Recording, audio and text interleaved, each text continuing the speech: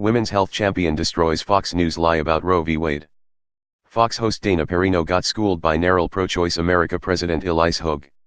When Fox News host Dana Perino tried to argue that Trump's Supreme Court nominee can get away with hiding from questions about a woman's right to choose, NARAL Pro-Choice America President Ilyse Hogue set her straight in a hurry.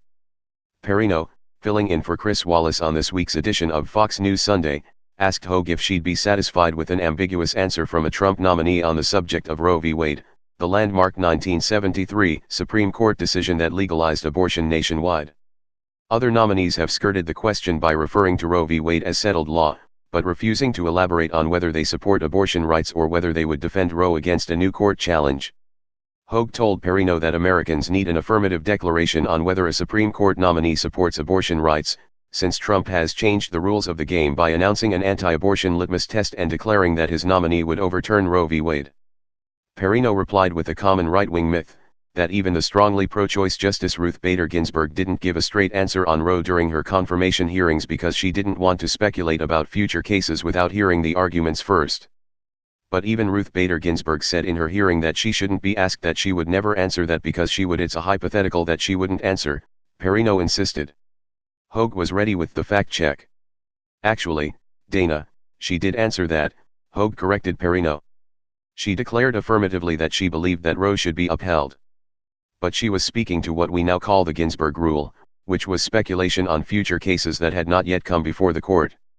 So we believe that actually what Ruth Bader Ginsburg, and we have the clip, said is, in fact, perfect, Hogue continued, which is that women should be afforded this right to privacy, to make their own decision. It was decided in Griswold, the decision that upheld a woman's right to access birth control. It was decided in Roe. And it is absolutely what most Americans want. In fact, during her confirmation hearing, Ginsburg voiced lengthy defenses of the right to choose that included the privacy rights identified in Roe v. Wade and Griswold v. Connecticut, as well as an equal protection argument. As Hogue explained, then Judge Ginsburg only expressed reluctance to discuss issues that were pending, or were likely to come before the court.